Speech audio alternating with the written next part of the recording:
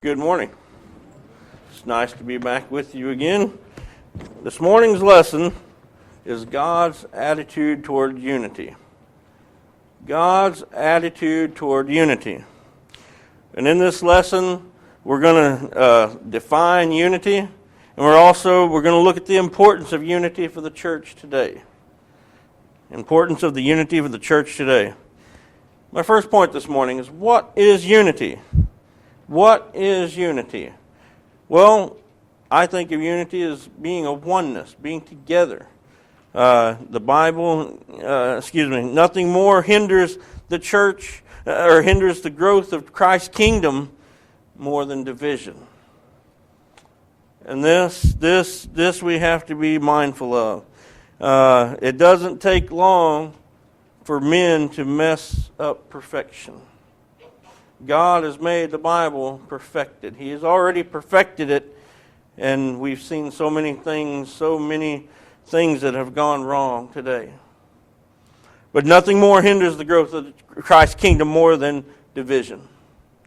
My second point this morning, we see the importance of unity. We see the importance of unity. If you would, take your Bibles and turn with me to 1 Corinthians chapter 10, or 1 Corinthians chapter 1. 1 Corinthians chapter 1. And we're going to read verses 10 through 13. 1 Corinthians chapter 1, verses 10 through 13.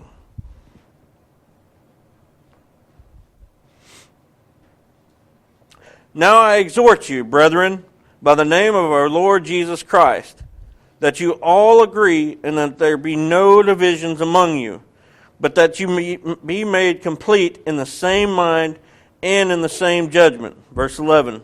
For I have been informed concerning you, my brethren, by Chloe's people, that there are quarrels among you.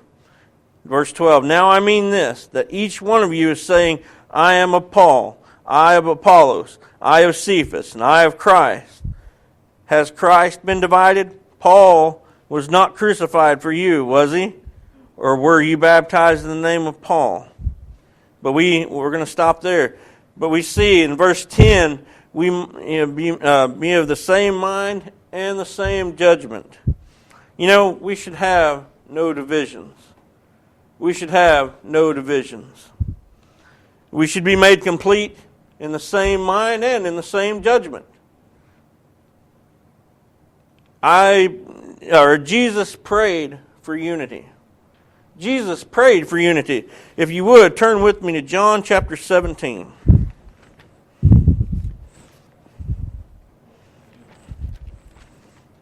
John chapter 17. And let's look at verses 20 and 21. John chapter 17, verses 20 and 21. I do not ask on behalf of these alone. I do not ask on behalf of these alone, but for those also who believe in me through their word, that they may all be one, even as you, Father, are in me, and I in you, that they also may be in us, so that the world may believe that you sent me. That they may all be one. I think it's inevitable we're going to have disagreements. We're all going to have disagreements. But biblical matters are important. Biblical matters are important and need to be addressed thoroughly. They need to be addressed thoroughly. So many times we see so many things that may come up and the ugliness comes out. And by that I mean the things that we say to each other. Do we treat each other with love and compassion? Because Jesus did that in his teaching. He taught with love and compassion, no matter what the problem was. But we see that we must know that the biblical matters are what's important. They are what is important. And they also must be addressed. We know that. The color of the carpet is not a valid reason to cause division. So many things can cause division, and they're petty things. And we must stay away from that. The biblical matters are what's important. But the color of the carpet's not a valid reason to cause division. We take so many things for granted. We take so many things for granted, but we need to be thankful that we have a building to worship in. We need to be thankful for what we have. My third point this morning. Well, before I hit my third point, I want to go back. I want to say that, I just want you guys to think, how many denominations did you drive by this morning thinking that they believe that they are the right church? They are the one church, and we're all going to heaven. How many denominations did we drive by this morning? There should be unity. We should want unity. That is what we strive for. We strive to work together. My third point. Our bodies work in unity. Our bodies work in unity. We know that, if we've got a knee that's hurting this morning, it kind of throws our bodies off. We know that if we have whatever aches and pains that we may have, our body lets us know that things aren't working right. Well, the church should work in the same sense. We should know that if we have problems, we can fix them. We should fix them together. We work together. But if one body part's not working right, it sets the whole body apart. Well, Christians make up the body of the church. Christians make up the body of the church. If you would, turn back with me to 1 Corinthians. And we're going to look at chapter 12. 1 Corinthians chapter 12 and verse 12.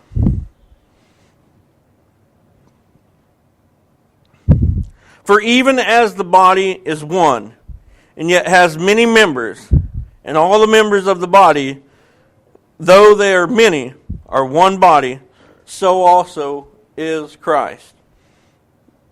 So we see that we have this one body, and the church is the body. And we work together. But Christians make up the body of the church. Let's read verses 18 through 20 now in 1 Corinthians chapter 12. 1 Corinthians chapter 12, 18 through 20. But now God has placed the members, each one of them, in the body, just as He desired. If they were all one member, where would the body be? Verse 20. But now there are many members, but one body. There are many members, but one body. And if you read with me also in verse 14. Verse 14 of chapter 12. For the body is not one member, but many. And by this is talking about everyone functions as one. We are one. Each member needs to find out what talent they have to help the congregation grow. Each member needs to find out what talent they have to help the church grow. And if you would, take your Bibles and turn with me to Romans chapter 12. Romans chapter 12. And we're going to read verses 4 through 6. Romans chapter 12, verses 4 through 6. For just as we have many members in one body, and all the members do not have the same function, so we who are many are one body in Christ, and individually members one of another. Verse 6. Since we have gifts that differ according to the grace given to us, each of us is to exercise them accordingly. If prophecy, according to the proportion of his faith. But the main thing we want to look at, that we all have talents within the church that we might be encouraging. We could do many things that will help the church grow. But it's up to us to search within us to see what we can do. It's easy to sit back and let others take your role. And so many times that happens today. It's easy to sit back and say, well, I'm not a song leader. I'm not a preacher. That's how the church is viewed. There's more to a church than just the song leading, prayer leading. There's so many things that goes on that we could be part of, that we need to be part of. We need to have that unity, working together. Unity is good and pleasant. Unity is good and pleasant. If you would, turn with me to Psalm chapter 133. Psalm chapter 133 and verse 1.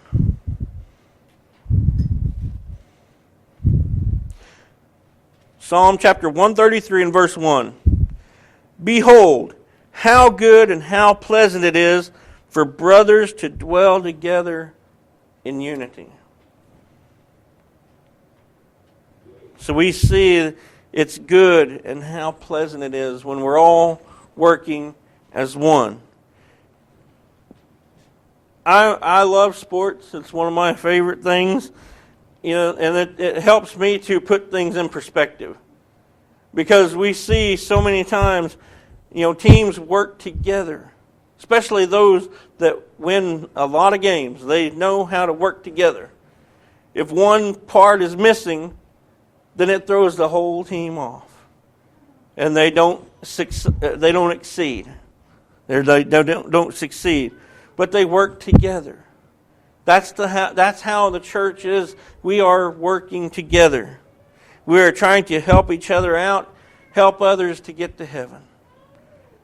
And also, on the same line, when people see us working together, I believe it's inviting. When they see a church working together, it makes them want to be part of something, part of this congregation. But they need to see this. A lot of times we take it for granted, and we need to know that we are always the examples. The outside world sees us. They know that, hey, this is a congregation that works together. I want to be part of that. It's inviting. As long as we are doing what God has told us, then we should have that unity. As long as we are doing what God wants us to do.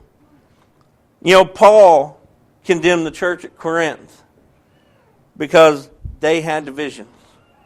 They had divisions. Unity requires that we love one another. It requires that we love one another. If you would, turn with me to Ephesians chapter 4.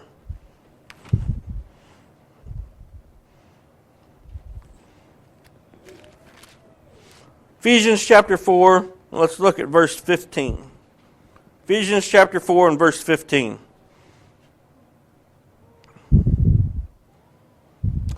But speaking the truth in love, we are to grow up in all aspects into Him who is the head, even Christ. So we need to speak the truth in love. As we strive to do what's right, we speak to one another in truth and love. And to those who we might be trying to correct, we do it with love. Also, if you would turn... I'm sorry, verse 16 as well.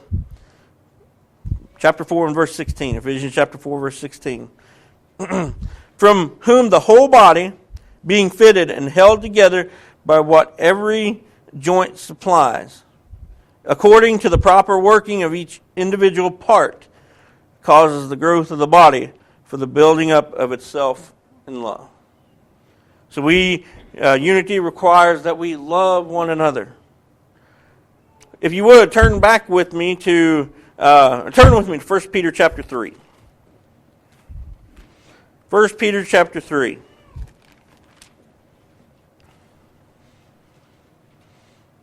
First Peter chapter 3, and let's look at verse 8. To sum up, all you being harmonious, sympathetic, and brotherly and kind-hearted and humble in spirit. We must be humble in spirit, and we all must live in harmony with each other. We must know that unity is inviting. It is something that we always should strive for. We should strive to have that unity. I pose a question here. Is unity effective? I believe it is. It can be effective. It can be infectious because people see a congregation working together. And in what way? In what way is it effective?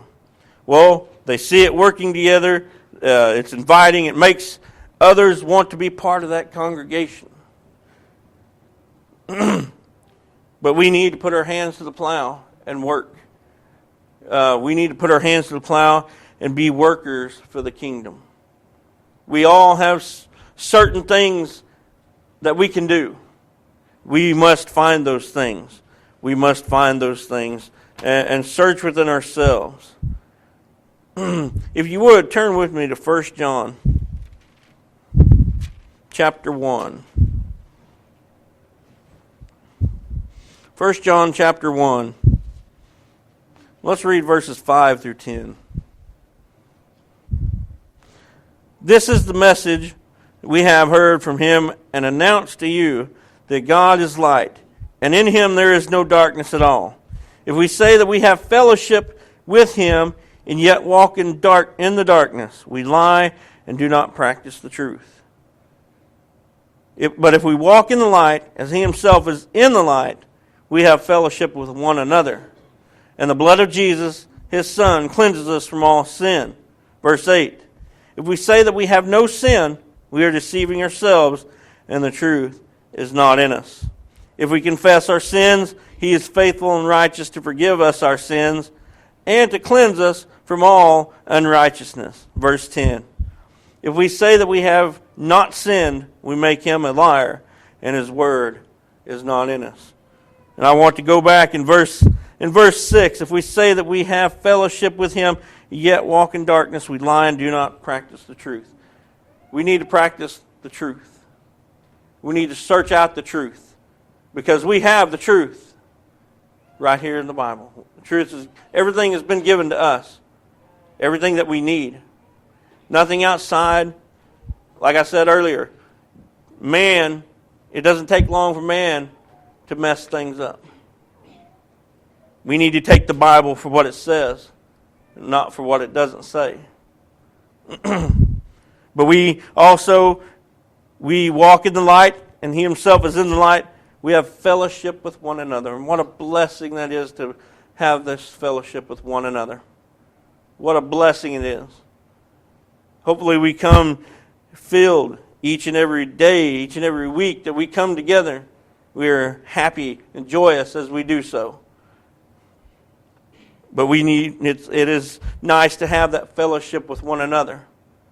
But the blood of Jesus, his Son, cleanses us from all sin. But we must remember, unity is what brings us together.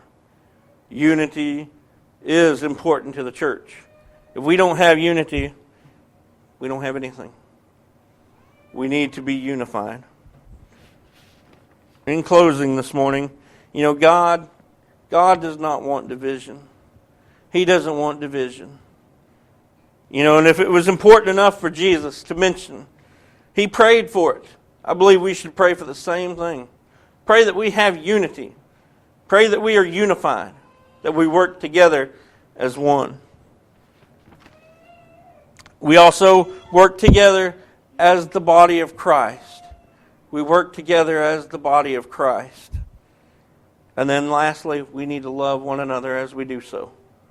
We need to love one another as we do so. If you haven't become a member of God's family, if you haven't been baptized, I've always said before that the best decisions you'll ever make is to live a life of Christ and wear him in baptism. But if you have not been baptized, go ahead and make it be made known. Or if you need prayers of the church, Whatever your need is, go ahead and make it be made known as we stand and sing the invitation.